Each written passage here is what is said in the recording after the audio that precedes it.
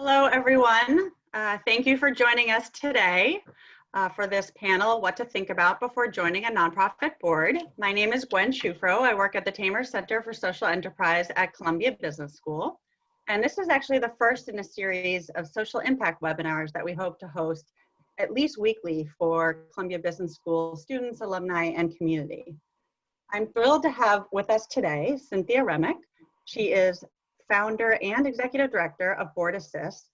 And one way we can think about giving it back right now is finding a board to serve on in the nonprofit community and the nonprofit organizations who really need our support right now. So without further ado, I will let Cynthia take it away. Gwen, thank you so much. We are so incredibly thrilled that Columbia Business School is hosting this for us this morning or this afternoon. As Gwen just said, the need for new voices at the board table could not be more critical right now with what's going on with COVID-19 in the city. So we need Columbia Business School alum desperately for nonprofit boards. We're so thrilled that you've made the time to join us and learn more about board service. And we're so grateful to Columbia for hosting us. I have to say, just as a little side note, I'm actually involved right now taking a fabulous senior leaders in nonprofit management course right now at Columbia Business School. And I know just how much great stuff, for lack of a better word, you learn through your Columbia experience, and because I'm having the privilege of learning those things myself right now. So being able to tap that great education you got and give it to the New York nonprofit community right now would be amazing. So thank you for making the time in the middle of all this to learn more about nonprofit board service. As Gwen said, I'm the executive director and founder of nonprofit BoardAssist. We are the leading personalized nonprofit board matching service in the tri-state area, and we are a nonprofit ourselves. In terms of metrics, the metrics that we're most proud of are that we've raised over $100 million for the nonprofit community over the last 20 years through the placements that we have effected on nonprofit boards. But the number that we're much more proud of, and the number that is most relevant to you all who are tuning in today, is over 93% of the people that we have placed on boards are serving as leaders within 12 months of being placed. And that's what BoardAssist is really about. It's really lovely that we brought $100 million into the community, but the bigger gift is the intellectual capital that we bring when we find a CBS alum and put them on a board. What you all can do to turn an organization around is massive. I've seen it working with so many CBS alum over the last 20 years, and it's what we need right now so desperately in New York. If you think about a nonprofit in New York that all of a sudden has 90% of their employees furloughed, but they need to deliver twice as many services as they've ever delivered before because the city is in crisis. And when the city's in crisis, that's when the nonprofit community steps in to try and assist. And the fact that the nonprofit community has to do it now, twice as much work with 20% as much resources, or 10% as much resources. The numbers are crazy what the nonprofit community is trying to do right now with limited resources. That's exactly why they need somebody like the people who are tuning in right now to come in and say, hey, listen, let's do a strategic plan. We're going to figure this out. We're going to figure out how we somehow make this work when our budget has been cut in half. That 93% number is what this is all about. This is not an infomercial for BoardAssist, although we'd love to work with everybody who's watching and help you each find a nonprofit board. And there is no fee for our service if you are a board candidate because we are a nonprofit. If you're trying to find a board to serve on your own, the goal of this webinar today is to give you the tools that you need so that you can, on your own, give you the tools that you need so you on your own can make a good choice with board service. I want to just do some quick housekeeping before I go on. I really should have started this right away. For those of you who are new to Zoom, this is a Zoom webinar versus a Zoom meeting. What that means is that you can hear me, but I can't hear you. So if you want to communicate with us, you have at the bottom of your screen a Q&A panel. I'll be trying to look at those questions while I'm speaking, as will the other panelists. But fear not, we're definitely going to answer all questions at the end that you put in your Q&A. So as I said, I'll be trying to respond during the meeting, but also at the end of the meeting, we'll answer all the questions. And that's the best way to communicate with us. Just put your question in the Q&A in the bottom. And that's how we'll be able to respond to you. So just going back to just some of those numbers. You've heard the number now, 93%. That's what we're proudest of, that the people we place on board, 93% of them are serving as leaders where we place them within 12 months of being placed.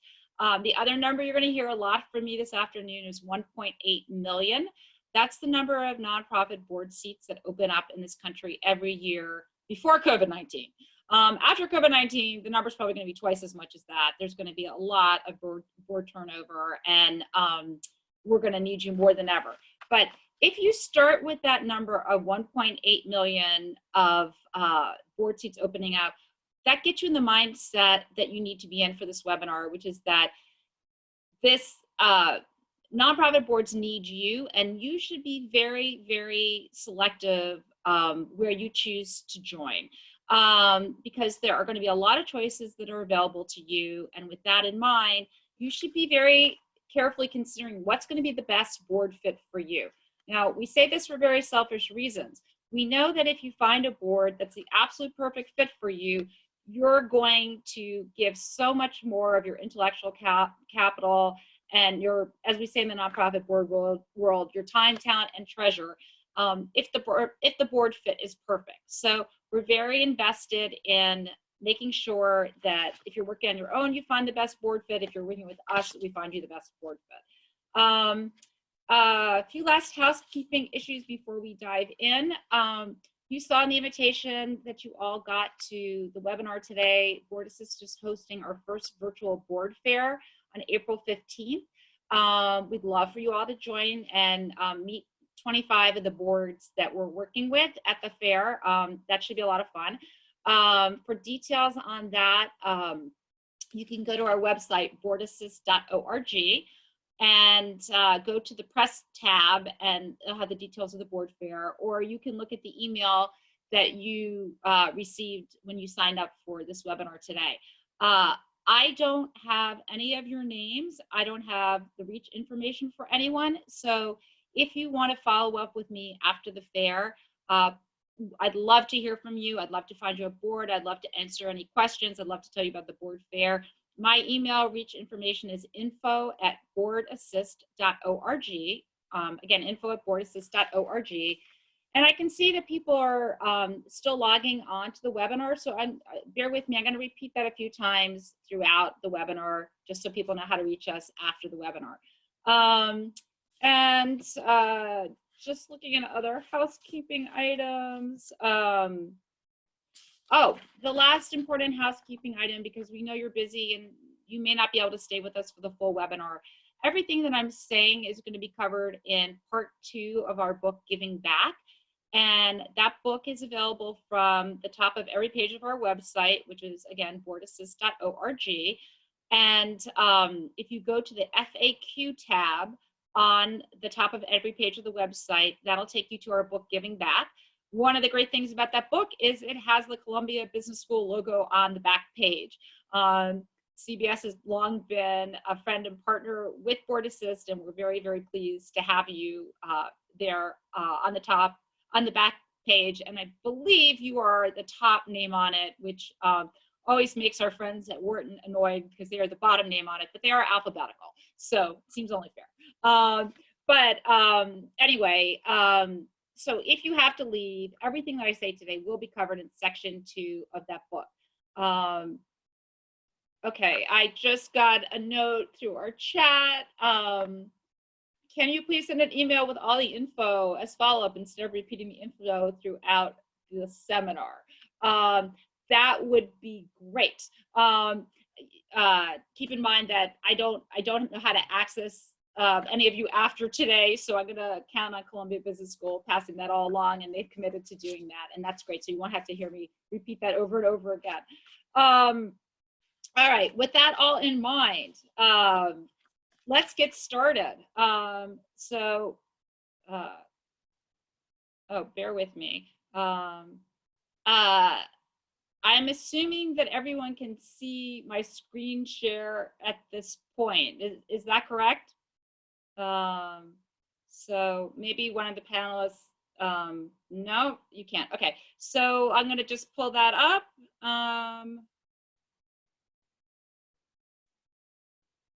Okay. Okay, can you all see my screen share now?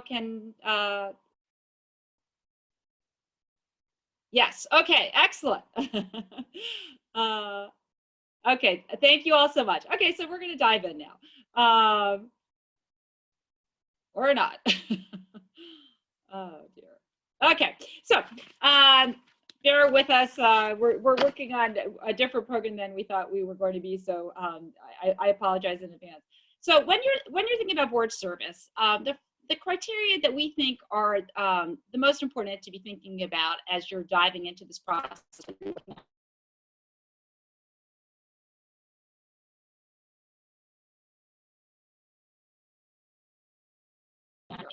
How engaged do you want to be? There's a lot of location issues that we're going to talk about. The financial commitment that's most comfortable for you, the age and budget of the nonprofit, the whole relationship that you're going to have with the executive director, and your cultural fit with the board. A question I got was, can I share these slides after the webinar? Absolutely, I'm very happy to pass those on to Columbia and ask them to share them with you. Okay. So when you think about mission, you may think that this is relatively straightforward. You unfortunately have a relative that has Alzheimer's, so you're very focused on Alzheimer's, or you have a friend that has leukemia. So sometimes it's very interesting. It's very obvious where you want to focus, but sometimes it's a little bit less obvious. So a few things we've asked you to think about as you're thinking about mission is, don't feel like this has to be limited to what you do in your day job. So maybe you work in financial services, so you think you have to do something with financial literacy for inner city children. It could be that you were in a rock band when you were in college and you really love to do something with music, or you're a lawyer now, but you were a teacher before you went to law school and you'd like to do something in the education space. So don't think that you're limited to what your day job is. It could also be something that you have no experience with. You love going to the theater, but you really have no credentials in the theater, but you'd love to be on a theater board. So think very broadly about where your passion is, and always go back to keeping in mind that if you choose a board that's the exact right fit for you, exactly in that sweet spot where your passion is, that's where you're going to be the most effective. Think about whether you want a multi-service agency or a single issue. And what I mean by that is, some of the largest organizations, for example, working in New York, are organizations that may be helping with homelessness and literacy for inner city children, and they all might be also helping with addiction issues. And maybe you're interested in literacy. Most of the literacy nonprofits in New York are relatively small organizations, and maybe you work at a really large company and you feel like you'd be most comfortable working for a large nonprofit. So one thing you might consider doing is joining a nonprofit that has a budget of $500 million a year, and 25% of their programming is around literacy, and so they're actually spending a lot of money on literacy, as opposed to joining a literacy nonprofit that had a budget of $1 million a year. So if you have some issue that you're very focused on, keep in mind that you may do better with a larger agency that is very focused on that issue that matters to you.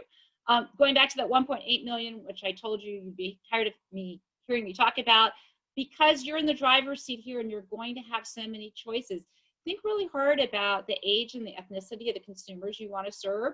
Maybe you're from the Dominican Republic and you really want to help not just Latinos, but specifically people from the DR. And maybe you really care about inner city kids, and you think the most important time to help them is when they're in middle school. So you want to help middle school children versus high school children. Think about how many consumers you want to help every year. It may be an organization that's providing 24/7 housing and education to people who have developmental disabilities. And they have a budget of $100 million a year, but they're only helping 200 people a year, but they do everything for them. Or would you rather be working with, again, a literacy nonprofit where it was a 1 hour, once a week after school literacy program, and you help 500,000 New York City kids every year, but you're only in their life an hour a day. So think through those issues. One of the biggest reasons that a board match might not work is because you didn't think through the time commitment. So know that if we've done our job well, if you're working with us, or you've done your job well, if you're working on your own, you're going to probably give twice as much time as you thought, at least. So get a really good sense when you're talking to an organization about how much time is going to be expected of you, and what time of day that commitment is going to be. So for example, if you're a trader down at Goldman, you probably have to be on the floor first thing in the morning. Joining the board of a charter school that met first thing in the morning in the South Bronx would probably not work for you. You're probably not going to be able to get to those meetings. So before you spend a lot of time talking to an organization where you really love their mission and you love everybody there, find out how often does the board meet? At what time of day does the board meet? Do you also have to serve on a board committee? How many committees? At what time of day do they meet? And really think through how that works with your schedule. A very important question to ask is whether you can phone in. Now, because of that 1.8 million number, everyone's going to tell you that's going to be no problem whatsoever, because they're going to really want you. Everybody needs you right now. And even before COVID-19, we really, really needed you. So if you ask if you can phone in, they're going to say yes. The next question you have to ask is, do other people phone in? If you're the only one who's consistently phoning in versus attending in person, when you want to get something done and you have some great idea you're excited to work on, you're probably not going to get buy-in from the rest of the board, because people won't have bonded with you the same way as the other board members who are always coming in person. So that's important to think about. Okay, I'm sorry, just got a little distracted by a question there. Gosh, I'm so sorry. Okay. Okay. You guys bear with me. Okay. So that phoning in question is very important. If you're working with BoardAssist, we will have pulled out the information on where when the meetings are, how often they are, etc. If you're doing this on your own, I would really urge you to ask these questions early on, because it's always a shame when you spend a lot of time talking to a board to only find out that it's just not going to work with your schedule. Okay. After thinking about time, you should be thinking about level of engagement. I've been doing this for 20 years, and in 20 years, no one's ever come to me and said, I just want to write a check. I don't want to go to any board meetings. I don't want to be engaged. If you wanted to just write a check, you would just write a check, and that would be that. You're going on a board because you want to engage. So this is why I founded BoardAssist 20 years ago, to create ways for phenomenal people like Columbia Business School alum to go on boards and really engage. And we believe very strongly that the most important gift that you give when you join a board should always be your intellectual capital. So that 93% number, which I talked a lot about, if you joined late, you may have been spared listening to me talk about that, but we're very proud that our candidates are serving as leaders very quickly after we place them on a board, because we've spent a lot of time thinking through this fit. So if you were on your own exploring a board that a friend has asked you about, one of the most important questions we think you should ask very early in the process is this a board where I'm really going to be able to engage? And ask what board members have done over the last 24 months other than raise money for the board. Every person you speak to should have a very, very quick answer for that. If they're stumbling and really struggling to give you an answer, that's not a great sign that you're going to be able to really engage. And if they answer the question with, well, our board does a lot of fundraisers, or they got a lot of computers donated from their company, that's still about capital generation. That's not about intellectual capital. So you want the organization you're speaking to be able to very quickly tell you, share with you examples of exciting things that their board has worked on that have been extremely helpful.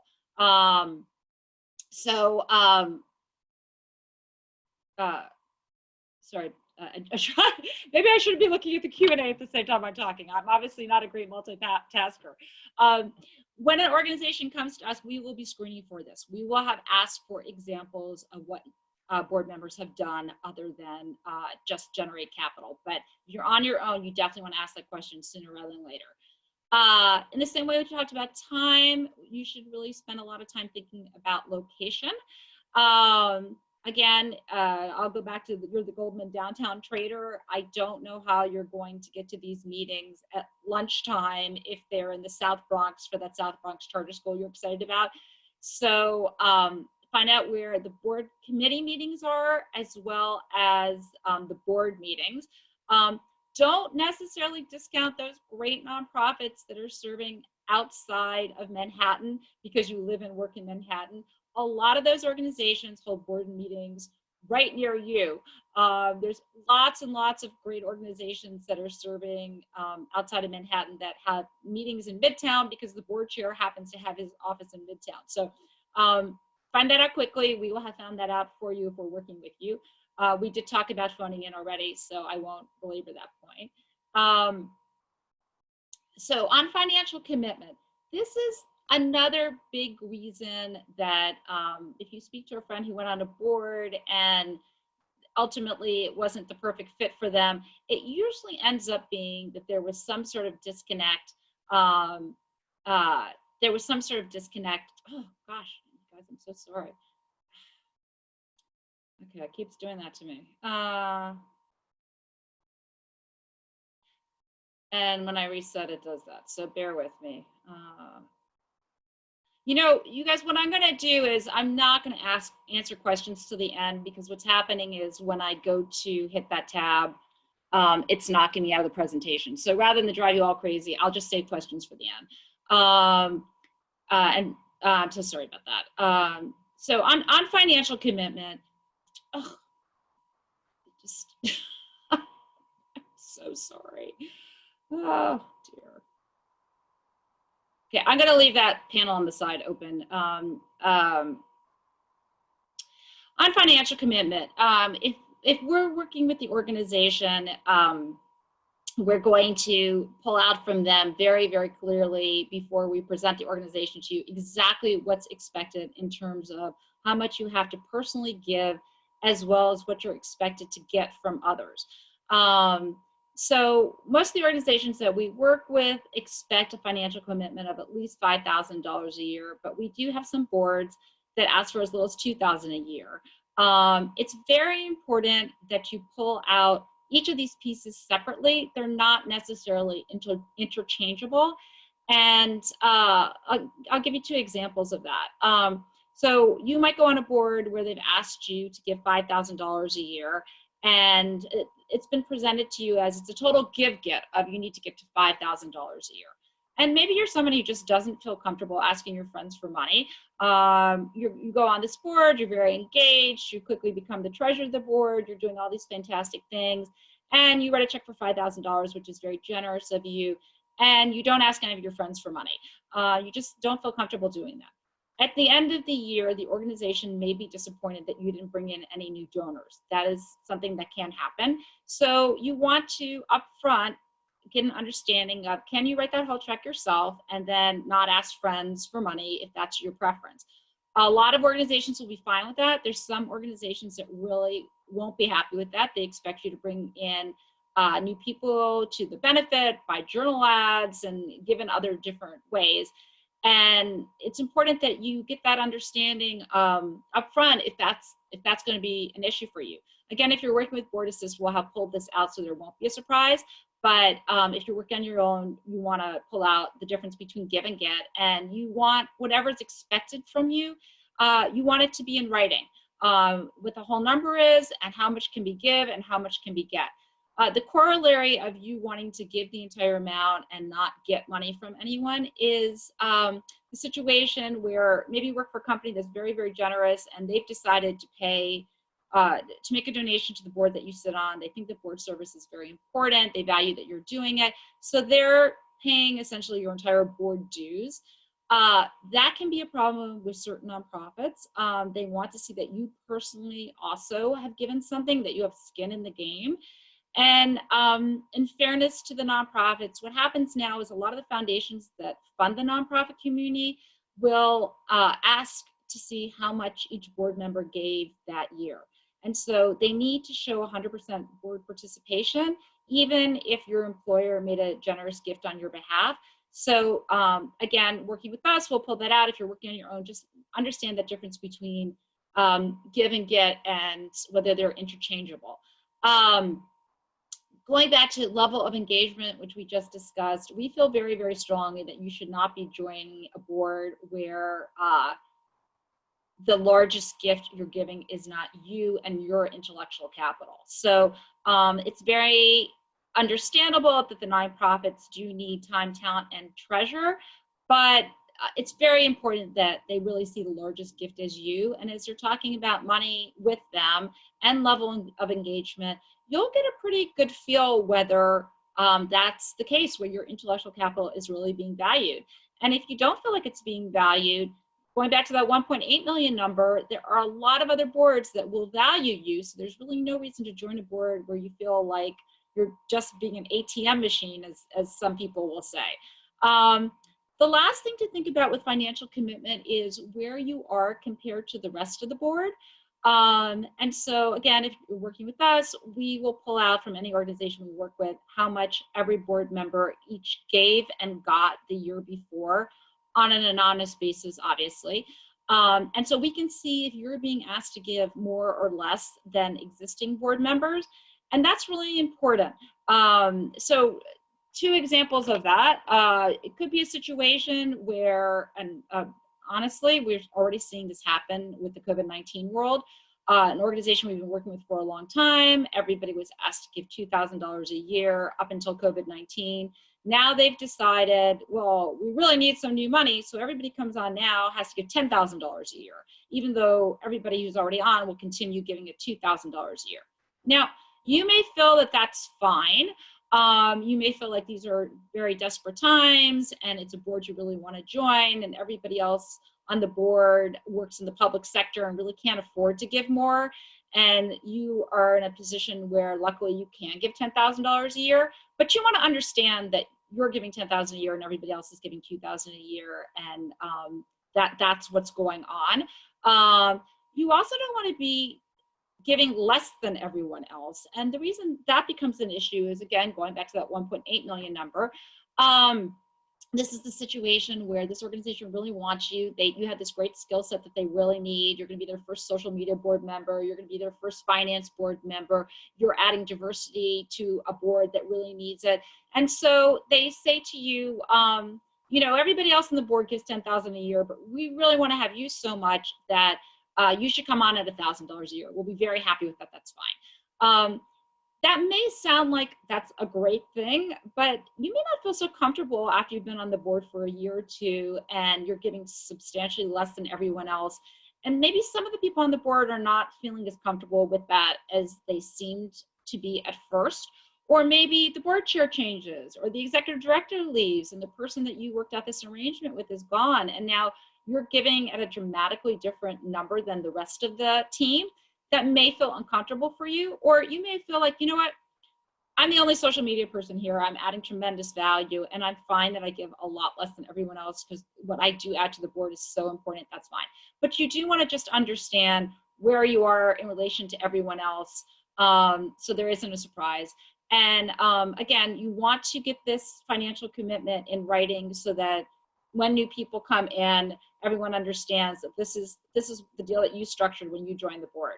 You want to look at the age and the budget of the nonprofit. Do you want to work with an organization that's a small startup, maybe 2 employees, and they're doing all this very exciting stuff, and it's a space you really care about? And so that can be very exciting. Or do you want to work with a really large established nonprofit that has hundreds of thousands of employees, and it looks maybe a lot more like where you work in your day job, and so that's like a structure you're most comfortable with? A lot of people think the idea of joining a small startup can be very exciting. The issue with that can be if you're used to working in a larger company, you might get frustrated that there's no one there to move your ideas forward. So you have this great epiphany for how you're now suddenly going to, with 50% of the resources that you had before COVID-19, still deliver the product that you've always been delivering. And there's not enough staff in the organization to actually help you move that idea forward. So that can be frustrating, and that's something just to think about. Also, don't discount the large nonprofits just because they're large and just assume that that means you won't be able to be as engaged as you like.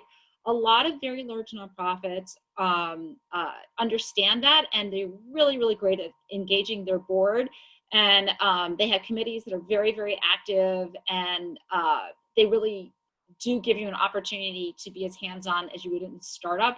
But this is a really important question for you to ask when you're going through your board interview process and meeting people is, what are people doing? This is a very large organization. How do I really have a chance to engage here? So those are things that are great to think through. One of the most important things to think about when you're going through this process is your partnership with the executive director. This has to be somebody who really, really inspires you. You're going to be spending a lot of time working with this person. You should enjoy working with them. There's enough choices out there that there's no reason, no matter how great the mission is, to pick an organization unless you really want to work with that executive director. You're going to see a lot about their management style as you're going through the matching process with them. When you send them an email, does it take them 4 days to respond to your email? This is the courting phase you're in right now. And if it's taking 4 days for people to respond to your emails right now, it's not going to get better after you're on the board. And if you're somebody like me who gets very frustrated if people don't answer my emails within 48 hours, that may not be the best board fit for you. In terms of them inspiring you, we had a candidate we worked with a few years ago who said, I felt like I was at the pet store buying puppies. You introduced me to 3 boards, and I wanted to take each board home with me because the executive directors were that inspiring. So if we've done our job right, that's the experience you should be having, where everyone you're meeting is someone that you just can't imagine not having in your life, can't imagine not working with. I mean, that's how inspirational they should be to you.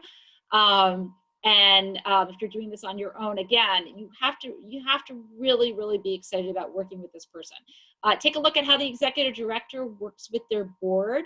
You're going to see a lot of how they interact in this process. You'll probably have a virtual breakfast or lunch at this point with the executive director and some members of the board. And you want to see how they speak to each other. Are they respectful to each other? Do they listen to each other? Do they seem to work well with each other?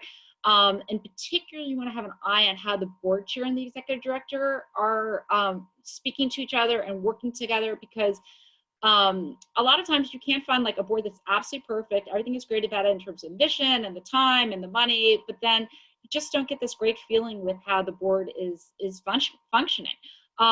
I would take a long look at the executive director's background. How long have they been in the role?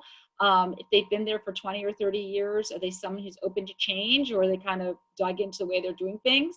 If they've been there for a long time, I would ask other board members whether that executive director seems like somebody who is open to change. It's very, very fun when you can join a board just as the executive director is stepping down, and you can be part of the team that brings in the new executive director and then work with the new executive director. That can be a very exciting time. Some people feel like, I don't want to join an organization where I don't know who the executive director is going to be. What if I don't like that new executive director? But as I said, most people really think it's a great opportunity to join just as somebody new is coming in. As important as your partnership with the executive director is your partnership with the rest of the board. So is this a group of people you really want to spend time with? There are so many organizations that need you. There's no reason to pick a board where these aren't people that you sincerely like and look forward to spending time with and work well with. And for a lot of people, it's very, very fun to join a board where everybody on it is just completely different than the people that you get to work with in your day job. So, you know, as I said, maybe you're a banker or a lawyer, and it would be really fun for you to be on a theater board where everyone is a theater producer or an actress, or a theater writer, or you know, maybe you're somebody who was a teacher, but now you're working in consulting and you'd love to be on a board with a bunch of educators. And so that's a really fun thing to look at. And when you're looking at who else is on the board, I would urge you to not just look at the board bios on the websites, but take the step to go to LinkedIn and pull up everyone's LinkedIn profile, because you're going to get a lot of information there that may not be on the board bio, that might really be interesting to you and might help you as you're trying to decide which team you want to join. Ask about the board turnover rate. If 80% of the board has left in the last 24 months, what was that all about? And maybe there's some very good reason. Maybe nobody liked the executive director and that executive director's gone now. But maybe there's not such a good reason. So you want to understand what that board turnover was all about. And that's a perfectly legitimate question to ask. And you definitely want to ask why the board is adding now. A lot of times if you see a board that has like 30 or 40 people on it, that's a pretty large sized board. If they're adding now, it's not because they need more intellectual capital, it's because they need more money. And so that's a pretty good rule of thumb. When you see a very large board adding, they're adding for financial reasons. But that's not always the case. So don't necessarily discount a board just because it's large. And think, oh, they're just gonna, you know, want me to write a big check. They may say to you, you know, no, we're adding now because 25% of our board is retiring in the next few years, or we don't have any finance people on our board, or we don't have any consultants on our board. Everybody on our board is an artist. And even though that's great because we're an arts nonprofit, we really need some finance and strategy people. So you definitely want to ask that question. Take a good look at the credentials of the board chair. A lot of times people look at a board and they'll see the BCG person and they'll see the Morgan Stanley person and the Cravath partner, and the whole thing looks great, but they didn't look at the credentials of the actual board chair. And the board chair is somebody who isn't really equipped to be a board chair, but they're the one who has the most time to give to board service. That can make things challenging. And so that's a good thing to look at as well. I actually sat on the board of an organization that was a wonderful board. I loved everything about it, including the board chair, but she was very, very disorganized. And every board meeting started with 30 minutes of her last trip to Italy. And we did have the McKinsey partner, the Cravath partner. We had everybody on it, but nobody had time except for this woman to chair. And so I ultimately left the board because it was just so inefficient. It was very, very difficult. I will just say, if you are working with us, please feel very free to tell us what you're thinking of in terms of board culture. You can be very candid with us. It doesn't go any further. And a lot of people are very candid. We did have a woman come to us a few years ago and say, I'm looking for a husband.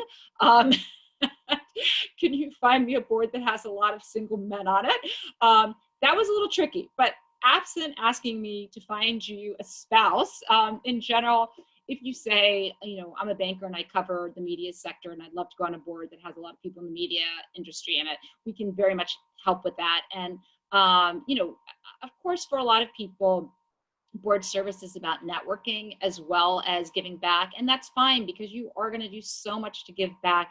There's really no reason why you can't do a little bit of professional development and networking at the same time.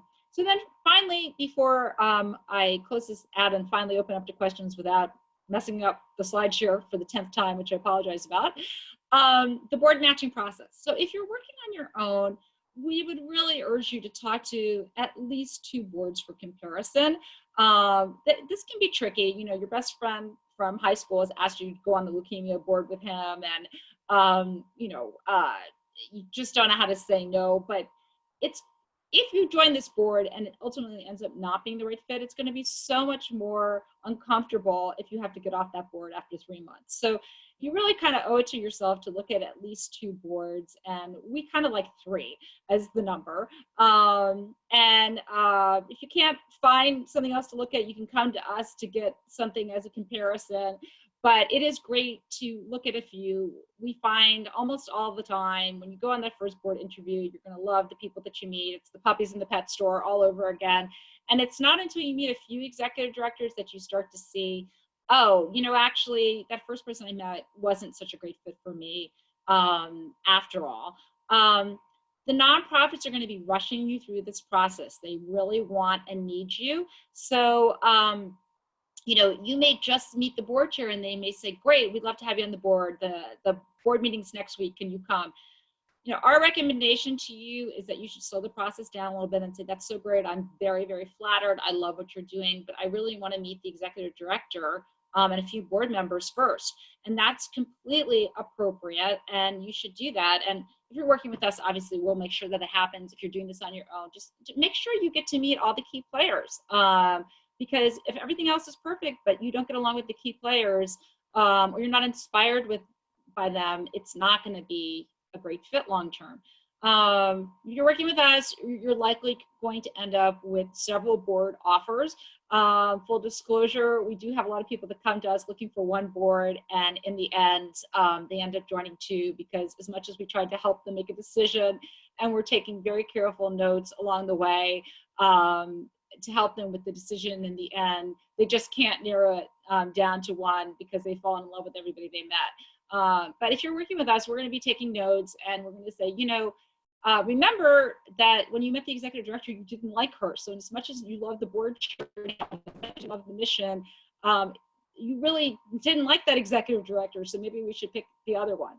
You know, it's important to be very selective about this. Okay, I'm going to end the share now, thank goodness, because that was getting me in trouble. So before I open up for questions, just a few housekeeping things in case people have to leave. It sounds like, as you all know, I don't have any of your reach info. So if anybody would like to look into joining a board, please email me at info@boardassist.org, because we are a nonprofit. We'd love to see you at our virtual board fair next week. Columbia is going to be sending you information on that as well. That's April 15th at 5 p.m. And we'll have 25 boards that are all there. If you came in late and missed anything that I said, everything I said, the slides Columbia is going to be sending you, and the longer text of what I said today is covered in section 2 of our book, Giving Back, which you can download from the FAQ tab on the top of every page of the BoardAssist website. So with that out of the way, let's go to Q&A. Okay. Somebody asked, what did that leadership role mean with the 93% number that I was talking about? So if you came in late, 93% of the people that we place on boards are serving as leaders within 12 months of being placed. We survey every year to see how our placements are doing, to see if we've done a good job, and if there's things we should know about an organization where they're not really letting people engage, et cetera, et cetera.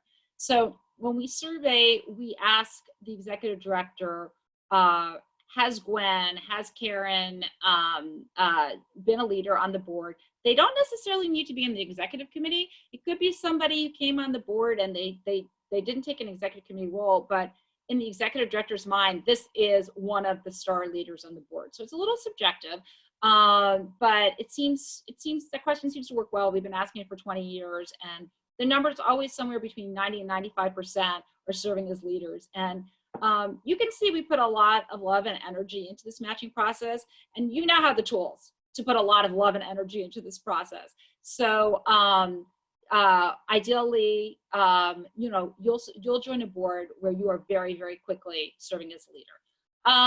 Somebody asked, how big are these boards in terms of number of people? Do you only work with New York nonprofits? Some of these boards might have as few as 5 people, and some of them might have 40 or 50 people.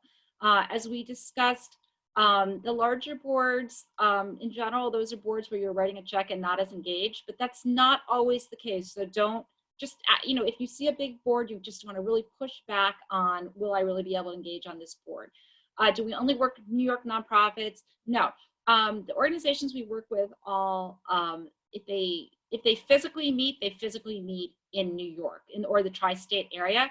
But they serve locally, nationally, and internationally. So we have a lot of boards that are serving nationally and internationally. And those boards may meet in New York, or they may meet online. They may be a board where there's people just all over the world. We do have national and international boards as well. Okay. Somebody lives in New Jersey. Can we help with New Jersey? We do have a bunch of boards that are serving in New Jersey right now. In fact, I was just talking with a fabulous board that serves in New Jersey right before I got on the call. They're somebody who went through the same Columbia Business School program that I'm in right now, and they are fabulous. They love the program. They're one of the reasons I did the program, because they told me how great it was. And I was joking with this executive director saying, don't worry, I'm going to find you some really good Columbia Business School people who live in New Jersey when I do my webinars. So you who wrote me this, Helen, please reach out to me, because I have the board that is already asked for you before they even knew that we were going to be talking today. Okay. I have a question about junior boards. I'm so glad that you brought that up. A lot of people, when they hear junior board, they think that that's for anybody like under the age of 35. You should just know, so I actually never speak of boards in terms of age. I speak of boards in terms of years of post-college work experience. And if you have at least 5 years of post-college work experience, we likely have a full board seat for you. So that's kind of a big surprise to a lot of people. You may be thinking, if you're 5 years out of college, you're going to have to start with a starter board. A few thoughts on that, on starter boards in general. A lot of people come to us and they think, oh, you know, I'm less than 20 years out of college, or I only have $2,000 a year to give on a board. I'm sure I'm going to have to go on a starter board. It's very interesting. A lot of the most prestigious boards that we work with some of the most high impact New Yorkers on their boards, might be boards that have very minimal financial commitments. There is no correlation between how impressive a board is and how much money you're asked to give. It could just be a board where, for whatever reason, the board is not asked to give a lot of money. Similarly, you may be thinking, as I said, if you're someone relatively early in your career, that the only boards open to you, the only full boards open to you, would be starter boards that have like 1 or 2 employees. It's not the case. Like, maybe, as I said, you may be a social media person, or you might be a marketing person, and there's nobody on the board that has marketing experience. And so even though you're only 5 years out of college, you're going to add a tremendous amount of value. So if you have at least 5 years post-college work experience, we can probably find you a full board. If you have less than 5 years post-college work experience, we do have a few junior boards that we can connect you to. It's less than 1% of what we do, but we really feel a commitment to helping that next generation of board leaders. And so we'll do everything we can to try and to connect you with someone. But I'd so much rather see you serving on a full board, because it's a much more meaningful experience. And as you know, we really need you for those. There's a question about the availability of slides. Columbia is going to be sending those to you. All right.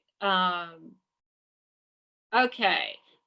Somebody asked about what the difference is between being on a nonprofit board or a private public board. That's kind of a hard one to cover quickly in this webinar. If you email me tomorrow at info@boardassist.org, I'll try and send you some information on that one. Okay, somebody asked, how does our model work? How do we get paid? So as you know, we are ourselves a nonprofit. The bulk of our taking a step back because I'm not sure exactly when you came into the call, there is no fee for nonprofit board candidates to work with us. We provide our services on a pro bono basis. Where does our funding come from? Large part, it comes from foundations that fund the New York nonprofit community. So an organization like the Ford Foundation, who sadly we don't get money from, but would love to, but other household names, large foundations that care about the New York nonprofit community fund our work, and they fund it at large. So in other words, and this is very important for everyone to understand, if I'll use the Ford Foundation because everybody knows who they are, but again, they don't fund us. If the Ford Foundation was funding a nonprofit, ABC of Morningside Heights nonprofit, and BoardAssist worked with that organization, and we found that organization 3 board members, and those board members immediately were serving as leaders within going on the board. Ford Foundation would notice, wow, the ABC of Morningside Heights is doing really well thanks to these guys, BoardAssist. We should be supporting them. We see that they've totally turned around 20 out of the 30 nonprofits in our grant portfolio. They really add value. And so that's where our money has come from. The important thing that we want you to understand is we are not paid by these foundations based on do we deliver for a specific grantee. In other words, we get a lump sum grant from the foundation, and I don't have to show that I've made 5 placements with the ABC nonprofit of Morningside Heights to get paid. The reason that should matter a lot to you is that if BoardAssist was getting paid to affect matches with certain nonprofits, then you would be right to be worried about our objectivity. And so, you know, am I only pushing that particular nonprofit because I will get a larger grant if that nonprofit gets somebody? So there are foundations in New York that do board matching, and they match people with organizations in their grant portfolio. And you know, for me, I'm a recovering lawyer. I feel like there's a little bit of a conflict of interest in that model. So I don't really love that model.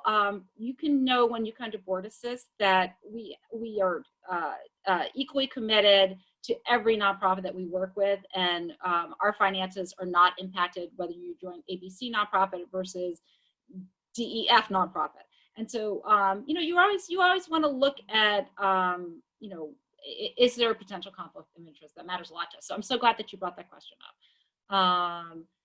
And I got the question, what are 2 or 3 criteria that nonprofit boards look for in a board candidate? Another great question from Jim, who asked the last question. So Jim, you're asking really good questions. Thank you. So basically, the biggest thing that nonprofits are looking for is enthusiasm for their mission. And when you go on your first interview, we get lots of questions from people the night before saying, oh my gosh, I'm having breakfast with the executive director, albeit online via Zoom tomorrow. You know, what should I do to prepare? So to prepare, our advice is to have read every single word of the website of the nonprofit you're meeting with. That is the quickest way for this process to come to an end. What we get calls all the time from nonprofits saying, this guy showed up for this breakfast and they didn't even understand what we did. They hadn't even read our website.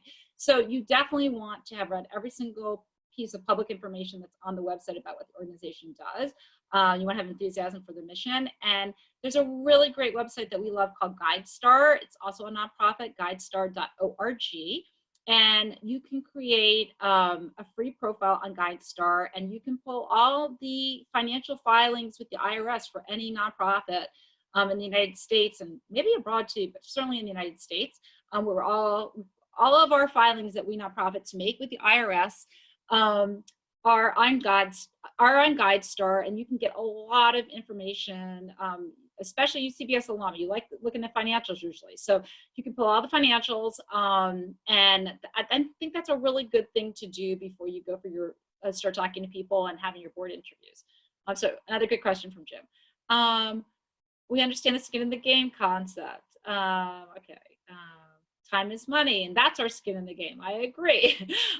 Somebody asked, so why do we have to give money? Why do we still have to give money for giving intellectual capital? So that's a debate that always goes on in the nonprofit community. And I wish I had like a good answer. I'm not the one making the rules. It's just kind of the reality of where the nonprofit community is right now in 2020. I do think that is going to change over time, but where it is right now, we don't have any organizations we work with that don't want time, talent, and treasure.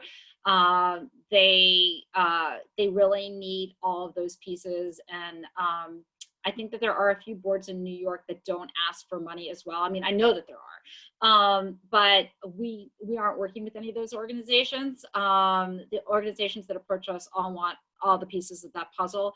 And the one thing I can say in defense of the nonprofit community is that, as I said earlier, the foundation community, which is where most of us get our money, has asked us to show how much money our board is giving. And they use the board's financial commitment as a proxy for engagement, which is not fair, but it's just the way it is. So we have to show that our board is giving money as well as intellectual capital. And that's another reason why organizations will ask for that gift of financial support as well as intellectual capital. And I do think this will evolve over time, but it hasn't evolved there yet. And I think, unfortunately, as I said earlier, a lot of nonprofits are responding to COVID-19 by asking for more money from new board members. It's certainly not the majority of nonprofits, but I would say like 10 to 20% of them have already started to do that. And so I think this is going to get worse rather than better, which is why I'm really glad that you're all with me today, so that you all can be very, very smart as you're talking to organizations and making sure that your intellectual capital is being valued. That's just going to be more and more important because the nonprofit community is really hurting financially right now. How does the process work for a retired person? Okay, so the nonprofit board community loves retirees because we're hoping that you're going to have lots and lots of time to give us. So you'll be very, very, very popular if you're a retiree. We'd love, love, love. Email me tomorrow. Have I got a few boards for you? We would love to work with you. Boards in California, somebody is considering moving out there. That actually sort of brings up two things. One, again, I'm not sure when you joined, but are the boards that we work with sort of locally, nationally, internationally. So if you knew for sure you were moving to California, you might want to join one of our boards serving nationally or internationally. We do work with the LA County Fire Department volunteers, but that is our only LA board. And we do have one board in San Francisco, but in general, the suggestion would be to join a national or international board. But also with COVID-19 right now, a lot of our candidates aren't exactly sure where they're going to be. So you may want to join right now because you've heard my plea. You understand that we really, really need you right now. But you're just not sure if your office is going to transfer you to someplace else in the United States. And so if you're not exactly sure you're going to end up serving, we have so many national and international boards that you could join and start serving like immediately. And wherever you end up living, you'll be all set. So that's a COVID-19 response that could work well right now. What are typical ways to fundraise besides asking your company to donate? So this is going to depend a lot on the mission of the organization, and then just varies nonprofit to nonprofit. You know, if it's a theater, for example, there's obviously going to be like a lot of, buy tickets, season tickets to our theater, or come to our theater gala, et cetera, et cetera. So it could be selling tickets to the gala. It could be buying journal ads for the gala. It could be making an introduction to somebody who sits on the board of a foundation that can help. So there's a lot of creative different ways to fundraise, and I'm glad that you brought up this question because for a lot of us, your gut reaction is, oh gosh, I really don't like fundraising. I don't want to do fundraising, and I don't know anybody who sits on a foundation board. But you might be very surprised. if you are a Columbia Business School alum, and you are because you're here with us, you know people who sit on foundation boards. You just don't realize it. And one of the things that a good development team is going to be doing is circulating to the board. Here's 10 foundations we're asking for money from, and here is a list of who's on the board of those 10 foundations.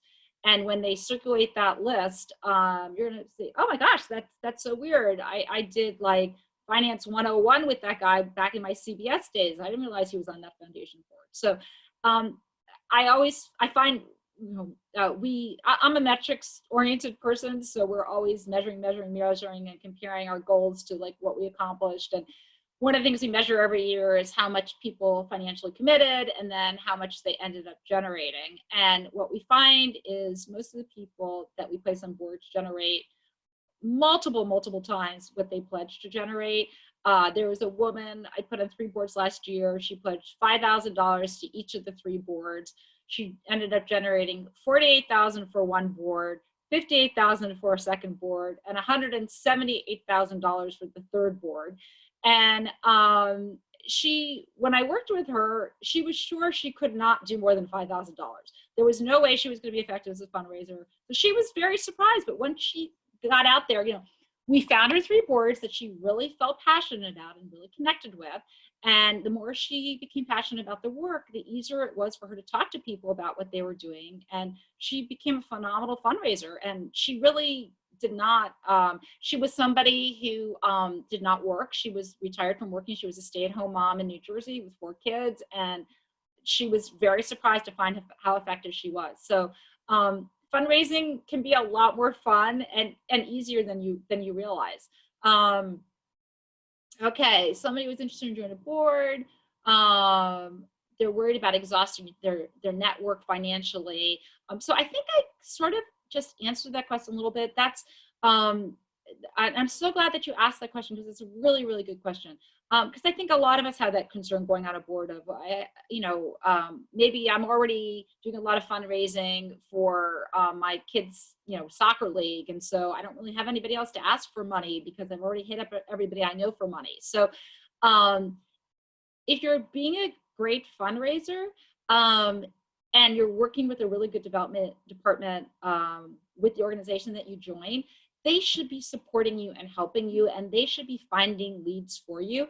So first of all, it could be you choose to join a board where you just personally write the check and you don't have to do any fundraising. And as you know, we discussed that earlier, and that's an option.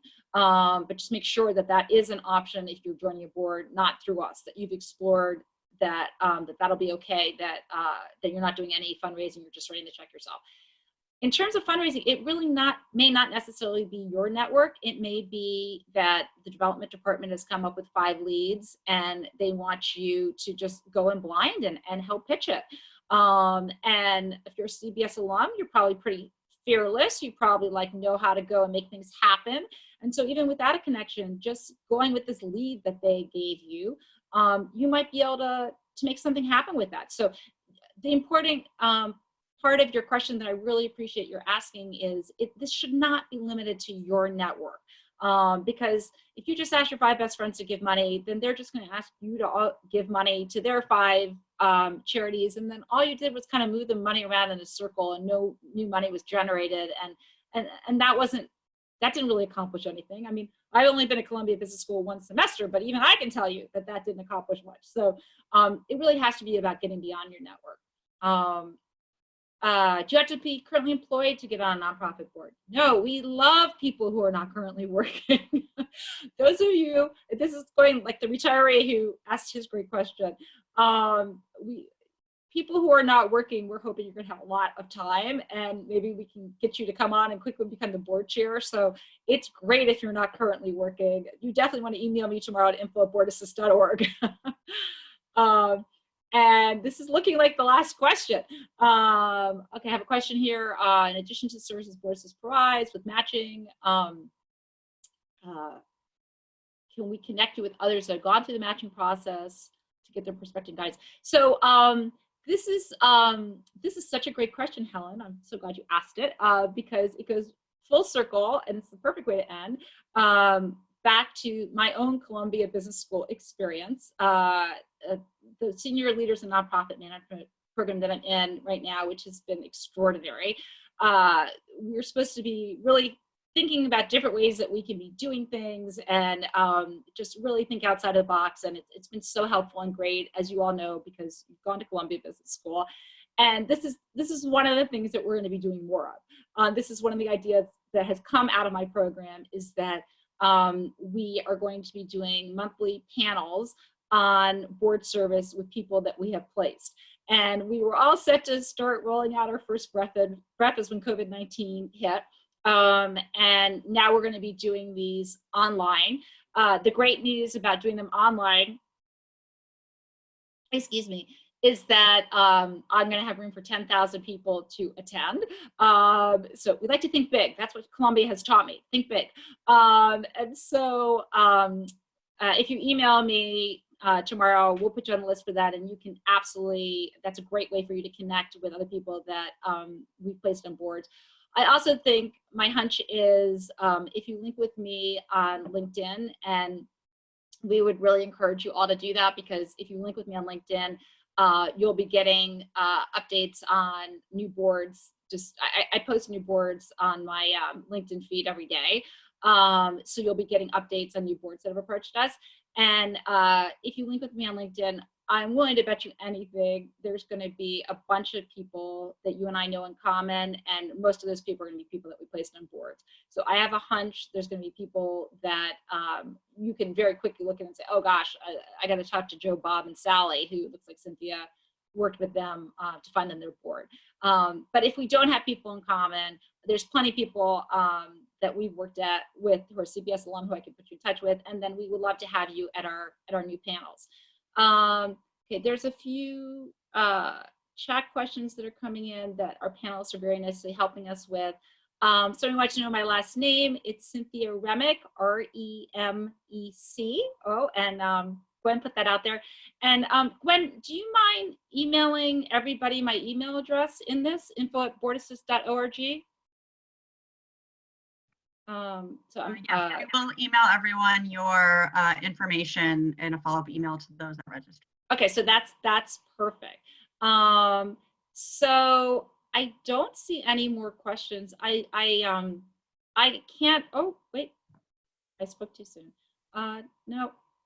I really can't thank you enough. I think I've been very, very clear about how much we need you all right now, and I know how much value you have to add. I also know how great board service can make you feel during difficult times. BoardAssist was started in January 2001. We lived through 9/11, and right after 9/11 happened, people were really wanted to help, but as it turned out, there really wasn't that much we could do to help, because we didn't have people that were sick or injured. We had people who were dead. It was terrible. So it's kind of where we are with COVID-19. Is there aren't that many tangible things that you can do to help right now, although I would direct you to a really great website is volunteermatch.org, and there's a million great volunteer opportunities on that website. They are a nonprofit as well, where you wouldn't give any money, you would just give time, and you could very narrowly focus on whatever kind of COVID-19 relief you wanted to provide. But if you wanted to really leverage your time as effectively as possible, you think about the skill set that you have and how much value that would add to an organization that is really going to be fighting for its life. And if that homeless shelter goes under, or that literacy nonprofit goes under, or that drug addiction nonprofit goes under, how horrible it's going to be for our city. These nonprofits are providing such critical services. And so if you can step in now and help them avoid going under, it's going to be a huge service that's going to impact so many people, and we'd be so grateful.